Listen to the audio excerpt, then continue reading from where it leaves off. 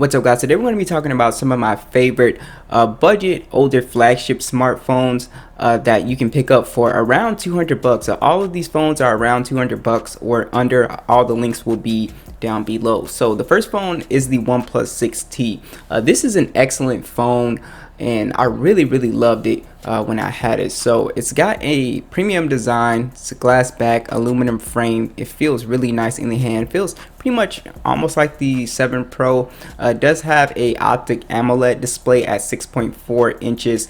1080p display, 402 for the PPI. Overall, a really beautiful looking display. Like I said, it's AMOLED. It's got a water drop notch, beautiful colors, deep blacks. Had no issues with the display on here. Pretty good screen bezel ratio as well. And this phone will come with Android 10 with the latest version of Oxygen OS. It is expected to get Android 11 as well. So Oxygen OS, you guys know, very smooth. It's almost kind of like a clean version of Android, kind of close to stock, but you know, still has a lot of customization and stuff. I just love Oxygen OS, one of my favorite skins. So you do have the Snapdragon 845 and Adreno 630. You actually don't have any micro SD support, but you do get 128 gigs of storage on the base model and 6 gigs of RAM, which is plenty enough for most people. So gaming performance on here was excellent. You can pretty much play anything on this phone at high settings. So Call of Duty, Fortnite, PUBG, whatever you want to play. Emulators, I tested them all, and they worked fine. So this phone is very capable of doing some gaming as well. And you do have NFC on board as well as a fingerprint scanner under the display. Fingerprint scanner is very fast, no issues with that at all, so I was really happy with that.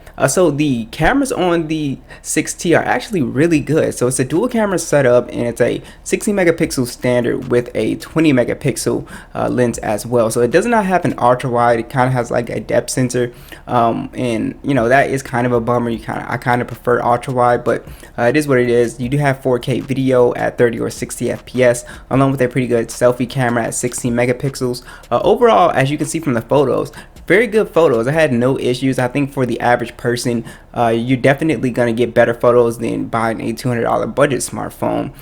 So this older flagship phone does a great job. It is compatible with Gcam as well if you want to get the most out of it.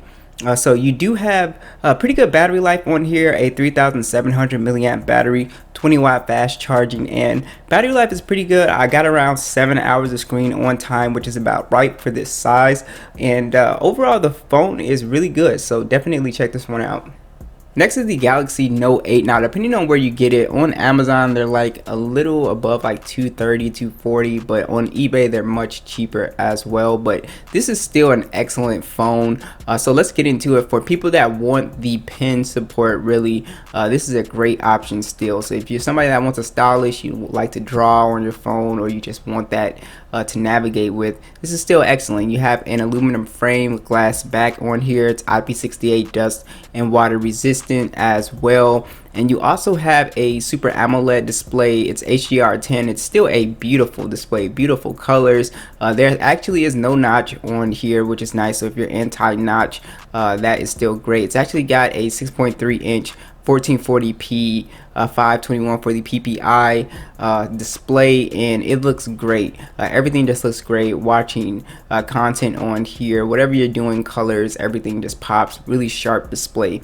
So the kind of unfortunate thing about this phone is it did not get Android 10, so it's stuck on Android 9. So if you don't mind that, I know some people don't care, but it is stuck on Android 9. I believe there's some ROMs floating around if you want to like flash it, but you know, it's stuck on Android 9 from Samsung. I don't know why, but it is.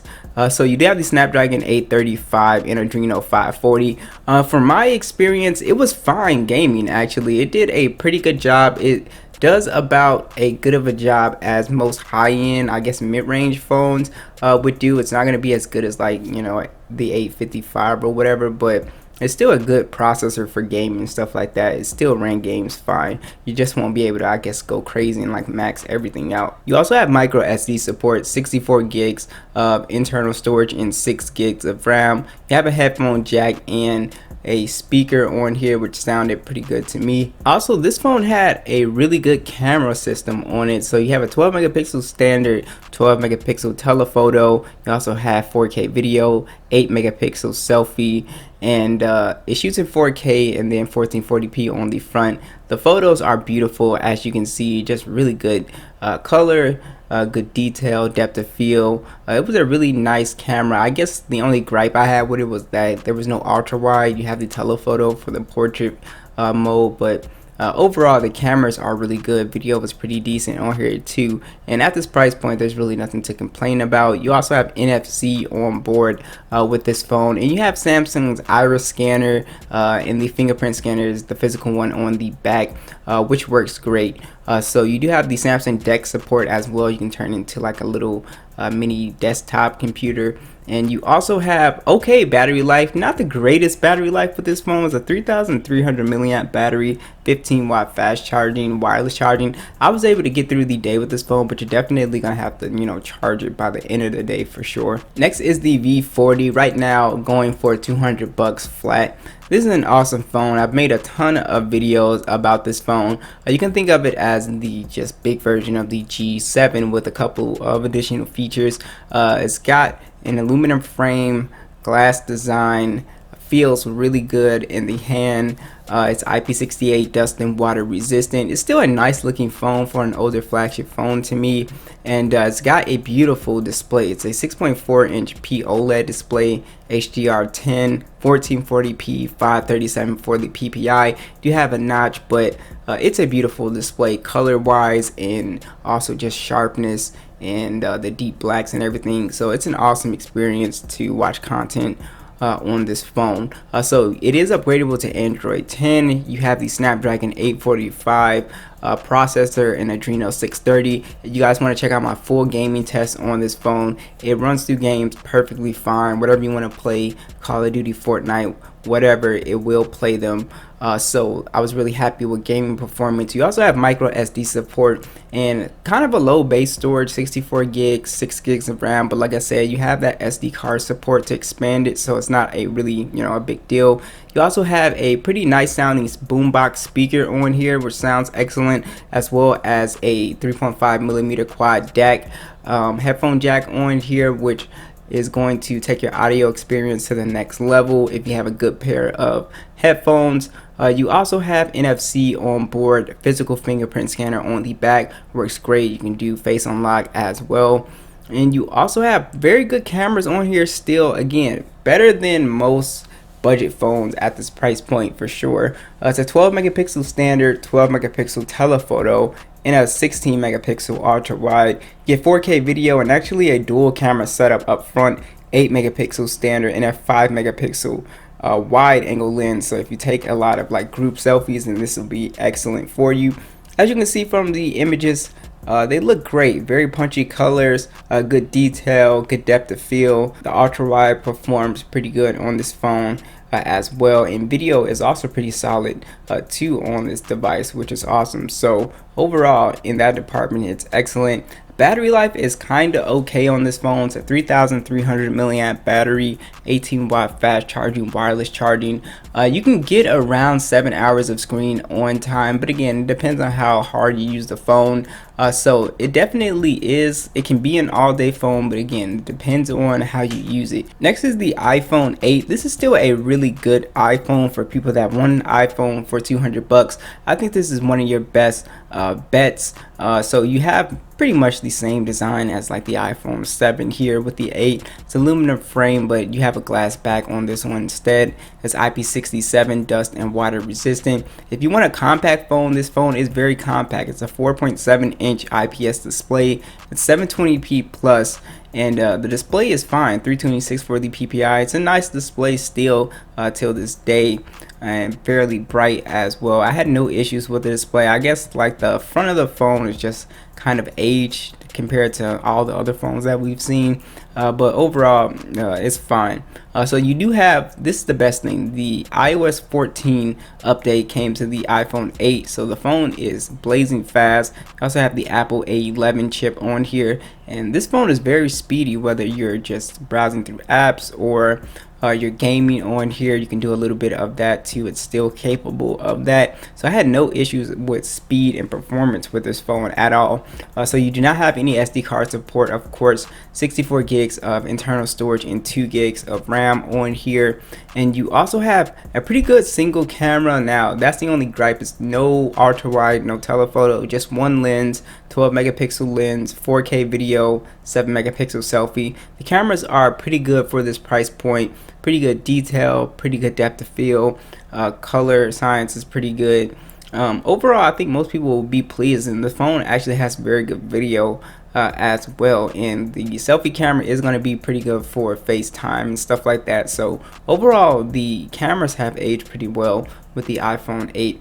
So you do have stereo speakers on here which sound fairly loud, and again, remember there's no headphone jack on the iPhone 8, and you also have Apple Pay on here or NFC for your mobile payments. Touch ID is excellent in these days with the mask and stuff like that, so that is very fast and very convenient now. And you also have kind of subpar battery life on here from my experience. So you have a 1821 milliamp battery, wireless charging, 15-watt fast charging, and the battery life is okay. I was getting around like maybe 4 hours of screen on time, depending on how you use it. Maybe you could squeeze 5 out of it, but definitely a phone that you're gonna have to like charge. The last one on this list is the LG G8, going for super cheap right now, like $220, and this is 100% the best deal on this list here. Talk about this phone all the time. It's got the best specs for a crazy price. So you have a glass back, aluminum frame on here, beautiful design, very classy looking, completely flat camera, IP68 dust and water resistant, a beautiful POLED display, HDR10, 6.1 inches. It's a 2K display, 564 for the PPI. Beautiful display color wise, and just everything about the display is gorgeous. Deep blacks, vibrant colors. It's a very nice display. Of course, you'll have the notch up top as well, and it comes with Android 10 with the Snapdragon 855 and Adreno 640. So this is the most powerful phone on this list. You will be able to play games on this phone perfectly fine. Actually, you can play pretty much any game on high, which is crazy. And you also have micro SD support, and you also have 128 gigs of internal storage and 6 gigs of RAM. So if you want the most for your money, the G8 is definitely the best option here. You also have the quad DAC is still on board with this one. You have a pretty decent sounding boombox speaker on here along with NFC, pretty good Face ID as well as Hand ID, and a physical fingerprint scanner on this phone as well. Cameras on this phone are actually still really good, and you can bounce between the stock and Gcam. I do it all the time, and you get some really good photos. A 12 megapixel standard, 16 megapixel ultra wide. You get 4K video and an 8 megapixel selfie. As you can see from the photos, very detailed. Also very good color, very natural color, good depth of field. The ultra wide is a very nice camera on here as well. Video is pretty solid too. Overall, nothing to complain about with the G8's cameras. You also have a 3,500 milliamp battery, 21 watt fast charging, and wireless charging. You get pretty good battery life on the G8 from my experience. You can easily squeeze around 8 hours of screen on time with this phone. So overall, the G8 is the best for the money. So what do you guys think? Be sure to let me know. I'll catch you guys in the next one.